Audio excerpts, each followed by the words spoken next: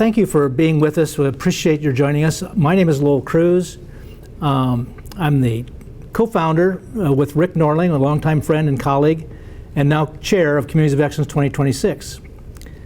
My purpose here today is to kind of give you how our Communities of Excellence 2026 initiative has developed and evolved and where we're heading with that, why it's significant for our country.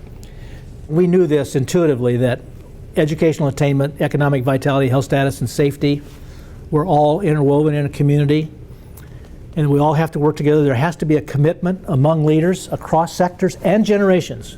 It's just not the older generation has to do this. It's got to be young people working with the midterm people, the people who are running their companies. All of us together have to figure out how do we do this together at a community level. What's the system we use? Rick's suggesting we adopt the Baldrige framework, and that's what our work has been. And then we have to learn how to be a learning community because we've got to teach each other. Every sector, every generation has its own language to describe what they do. We don't always communicate very well. We tend to group up in hospital people or business people or school people or faith community people. But to basically, at one point in our work, step back and say, now as community people, how do we bring all that together? As much as we'd like to do that, we speak different languages. We think about the world differently. We have different goals in life. So we've got to figure out how to cross that barrier of this common language that causes us all to be able to work together, that helps us all work together.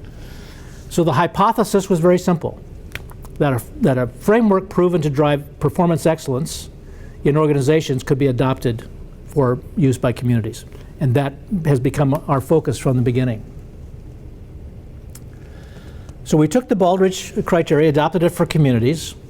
I mentioned these 2010 conversations that got us started, Rick and I and many others. And it has been an exceptional effort on the part of many volunteers throughout the country in this last 10 years. They've just done a remarkable job. We'd spent a couple years working on it, and in 2012 we had a summit here in St. Joseph, in the very facility that I'm sitting in doing this. We had people from communities around about 6 different states, from higher ed, from the quality community, from healthcare, and we talked about, can you take this framework? Some people were familiar with Baldrige, others weren't. Can you take this framework and apply it to communities, and if so, how would you do it? And I would say that not everybody went away thinking that this thing could really work. But enough people said, you know what, the issues are so complex that we do need a complex, we do need an approach that can help us get at the complexity of all these things. So in 2000, so we said we're going to go ahead. We had enough support. People from the Baldrige organization in NIST were here with us. And everyone kind of signed on that we needed to have signed on. In 2013, we set up Communities of Excellence 2026 as a not-for-profit organization. And by the way, when we were thinking about naming ourselves, we knew Communities of Excellence was the right name, but there are a lot of organizations called Communities of Excellence. And so to distinguish ourselves, we decided to tag on the year 2026, because this is really about the beginning of the next 250 years of our country. And we wanted to put this effort in place in time to use this new framework. We had all felt that at the formation of our country, while intentions were to make this a more perfect union, a lot of work had to be done on that. But we've been trying for the last 250 years to make this work in a much better way. But at some point, this whole idea of a republic and democracy can only take you so far, and then you've got to get at the the United States can only be successful if communities are successful. We need the federal government to do its thing. We need the state governments to do their thing. But community is the foundation of success of this country. And in communities, it's the success of individuals. That's why we educate our kids. Communities thrive because people are successful. The country thrives because communities are successful. We have to figure out how to make communities more successful. That's the why. That's the thing that's driving all of this. And I think that all of you in the back of our minds all know we have to do better. When I think about any problem, I think about the first thing is the why. Why are we even looking at this issue and spending our time? Whether it's a big issue or a small issue, why are we doing it? When you understand the why, then you go to who do we, so it's first the why, then the who, then the what are you going to do, what, then how. So first the why, then who are we going to have do this? And in communities, it's certainly anybody that wants to help work on it. The what we're going to be suggesting is implementing this framework, and exactly how they do it, I mean, that's what we all got to keep working on. So Rick and I as volunteers were spending a lot of time on this, and then as this effort kept growing, we did bring on a new director in 2014 who's been with us since. Stephanie has been our director since 2014, and basically with her leadership and a lot of the other things that have been working on, we've been working on this community framework, the thing that you see in front of you that we call the puck. The role of the backbone organization in each community. The backbone organization is there kind of to staff this effort, to make sure the trains run on time, that kind of thing. We need community coaches because this is about teaching. And as I've said over and over again, the best athletes have the best coaches. The better you get at something, you have to change coaches. You have to keep getting better and better. So coaching and teaching and learning is a big deal. Built the National Learning Collaborative, where communities from around the country are learning the curriculum. It's a 3-year curriculum, so it takes a community 3 years to go through it, to bring a group of people through to learn the system. And then, by the way, it's a lifetime of effort. And we're now at a point where there are communities that are starting to graduate from that 3-year curriculum, and so we want to build an alumni group of people that can help move this through the country. And we just need everybody to realize this is a lifetime of work, and once you get into this, it's kind of you can't quit just because you want to. We're just going to need everybody to continue this effort and work together with us. And by the way, in the community framework, you can see rather than an organizational profile, it's a community profile. The foundation of this is community culture and core values.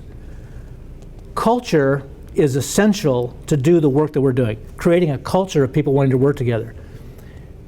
You cannot do the things that a community has to do without working on this culture and values that go with it. We tend not to have culture and values discussions in communities, but it's essential to set the tone. Culture and values by themselves will not get the job done. You need a system that helps you, which is basically the community framework.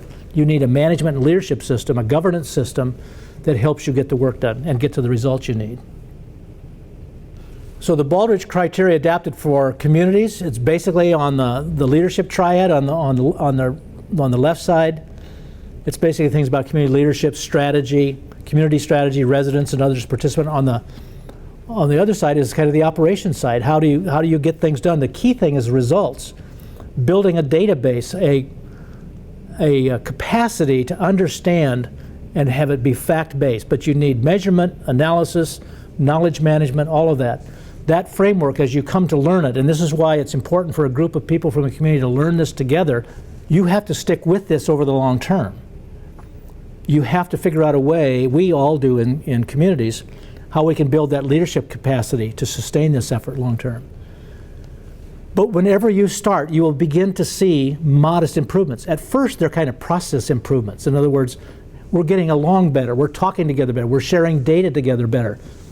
But then eventually we see an improvement in customer satisfaction, or we see their outcomes in heart surgery are getting better, or whatever they are.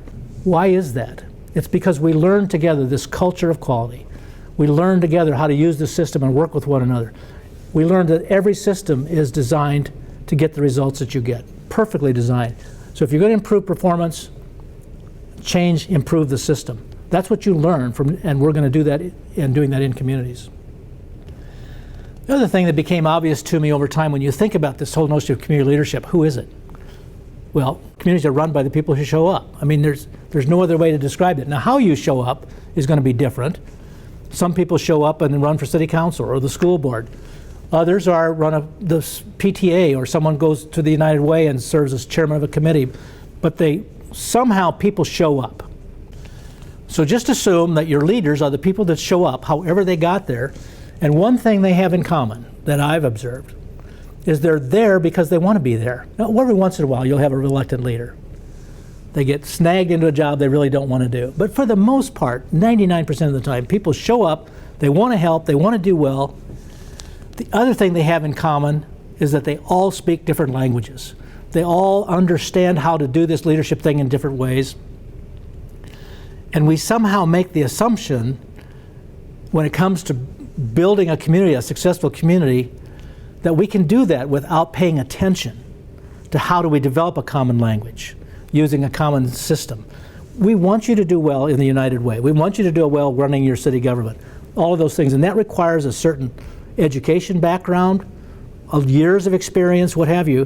But when it comes to community running, from the people that show up, how can we automatically assume that they're going to know what to do, or that they can communicate with one another? The answer is they can't. We have to recognize it, talk about it, what's our culture we want for our community, and then now what do we have to do to teach those leaders that show up how they can work together. We don't want to diminish anything they're doing in their own sector or in their own organization. That's important. But we've got to acknowledge together that we need those people to now lead our community. Everyone that shows up is important, believe me, and they bring tremendous resources to a community. So when I think about those people, we sometimes look to the C-suites, the senior leaderships of companies to show up in the chamber board or in this whatever. So those clearly, and they've got their own language, believe me, and they've got their own sense about their position in life. But clearly it's all levels, all sectors, all generations. I've seen young people, 6th graders. I've seen all kinds of examples of people from young to old with every different kind of perspective if you can imagine. If you can create a culture of saying we value all of that, you would be amazed at the power of it. I remember in the flood of '93 that, for those of you that may remember, St. Joseph was right in the middle of that. I think at one time the Missouri River was about 17 miles wide here in St. Joseph. Our water system was taken down by the flood. We were without water for a week. And you try to figure out how to manage that. We were worried about losing the whole south end of our community because the dam was going to break on the river. And what amazed me is that people from all walks of life came together and they knew what to do. They just intuitively worked together. There was no question. There wasn't any bickering about it. People showed up and did remarkable things, and people that weren't traditional leaders became leaders in this circumstance. And so whenever you think that people can't step up, it's just simply not true. And I witnessed this in the flood of '93, and it's kind of my foundational thought about how do you, if I ever had any doubt that everybody in a community can contribute something, the flood of '93 proved me otherwise. The backbone team is really important. Volunteers get together, they want to accomplish things, but things don't keep going unless there's somebody that's assigned the responsibility of making sure that all these efforts keep going. So a community, if they're serious about this, has to come up. Some organization has to step up, a neutral organization that is there just to staff this, just to make sure that the community is successful. So you need a backbone team, and a big part of that is this notion about teachers and coaches. And as I said earlier, the best athletes have the best coaches. The most successful communities will be those that have made it clear that they're going to be a learning community going forward, and they're going to learn as much as they can about how to work together. They're going to acknowledge they speak different languages. They're going to acknowledge they need a common culture, and they're going to go to work on that. So when I think about a community leadership structure, it's people that show up, hopefully for this, that accept and understand all of this. And then when you're working with someone who may be a housekeeper that also leads a neighborhood, that they need to be as comfortable talking to me as the CEO as I am comfortable with them. People from the faith community, people from the social service community have to be able to talk to business colleagues and feel very comfortable with that. That takes time. It is not natural. We have to teach it. The key is it requires preparation, capacity building, the ability to lead, perseverance, patience, collaboration. All of those things are essential. If you don't do them, it doesn't work. And so when you get started down this journey, you need a group of people that basically buy into that notion about the effort that it's going to take. It requires comprehensive systems thinking. Every system is perfectly designed to get the results that it gets. The use of a framework, and we suggest the Community Performance Excellence Framework because it's built on the gold standard of organizational performance in the world. The Performance Excellence Framework, the Baldrige Performance Excellence Framework, is the gold standard used in over 120 countries as the best management leadership governance framework in the world. Again, it's inside of the National Institute of Standards and Technology for a reason, because that's where everything about quality is researched, worked on, taught, developed, and so it's constantly being changed and upgraded as we learn more about performance improvement. So think about if you think about NIST, they're the ones that say if you drive your truck onto a scale, they're the ones that determine how much your truck weighs in the measurement. Or if you get a gallon of milk or an ounce of something, they're responsible for all that measurement. It was logical to put this inside of NIST because this is about quality and measurement. And so, but it becomes complicated when you start getting into various organizations, complex organizations. Now, add to the complexity, it's a community. So it made sense to put it inside of NIST. And we're working with the leadership from that organization to constantly improve this system. And finally, it requires this intergenerational thought, because while we're learning, we have to bring along the young generation who can then take it over. Think about decades now of leaders. That's who we're talking to. The journey to community performance excellence requires this culture of excellence. It just does. And the way you create a culture is that it's governance plus leadership. In this country, the boards of organizations, the governance of any process, have the legal responsibility to set direction, set policy decision, and then they normally hire leaders to carry out their policy. So it's governance, and then basically make sure that leadership is performing to their standard. So it's governance plus leadership, plus your values over time. I remarked one time at a conference, I said, culture changes sometimes one funeral at a time. If people won't change their mind, you're not going to. In this day of coronavirus, if we can't get everybody to wear a mask, that's part of culture. By gosh, I'm an American, I don't have to wear a mask. Our culture has to say we have to look out for one another, so that will come over time. Remember when everyone was smoking indoors and now they're not? Remember when people didn't want to wear helmets? Now they are? That's culture shift. It takes time. We have to recognize this. So governance plus leadership over time, over value and time, equals culture. Ultimately, community performance is about that, this feeling, this culture of quality. But culture plus strategy plus execution equal the results you get. You have to be good at all of those things. These are the core values for communities of excellence in our framework. These have been built on over time and have been changed over time. Every community, I encouraged you to have a discussion early on about what are your values, what's important to you as a community. So these are the values for communities of excellence that you'll see in our material, but you need to build your own as a community and talk about them. Have conversations in the community. And believe me, a lot of this stuff people will think that this is kind of a time waster, isn't it? I mean, we're in business here. We got to get stuff done, right? We got a payroll to make. If you don't spend time talking about culture and values, it's hard to get to the rest of the stuff. It's just that important. A lot of organizations, academic research organizations, are looking at this whole notion of how do we improve America. The Stanford Social Innovation Review had an article about what are the core capabilities of system leaders.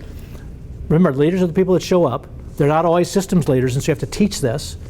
These system leaders have the ability to see the larger picture, the capacity to foster reflective and more generative conversation, creating the future, and the ability to shift the focus from reactive to problem solving to the co-creation of the future. It's new language for everybody. It has to be a common language for all sector leaders. The U.S. Competitiveness Project at the Harvard Business School, they've been at this a long time. So their key conclusion is we have to rebuild the commons. Commons meaning community. We have to rebuild this common sense of community.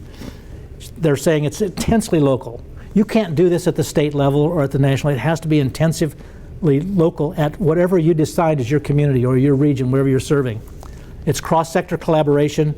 Talk about the important role of business being at the table, but that's not the only piece of it. But that's their conclusion. So everyone that's kind of spending time thinking about it is coming to the same conclusion. Our notion is that you use this framework that will help communities advance the cause. At the end of the day, creating and sustaining healthy, vibrant communities is about all these things: culture, governance, leadership, collaboration. You can't leave any of it out. It's about partnerships, long-term commitment, the bottom of the sense of urgency. This stuff is hard, complicated work. You could make it fun and interesting, I can assure you, but the one thing we all have to have is a sense of urgency. Our country is in trouble. I mean, it's a strong, great country, but anyone that's paying attention now is in trouble in a variety of things. This pandemic is an unusual circumstance. The economic meltdown, I know we'll get through this phase, but once that's gone, we're still in trouble as a country. And it can only be solved at the local level. And so we have to have the ability, the sense of urgency, and the structure in a community to make that work. The vision of Community of Excellence is simply we want high-performing communities.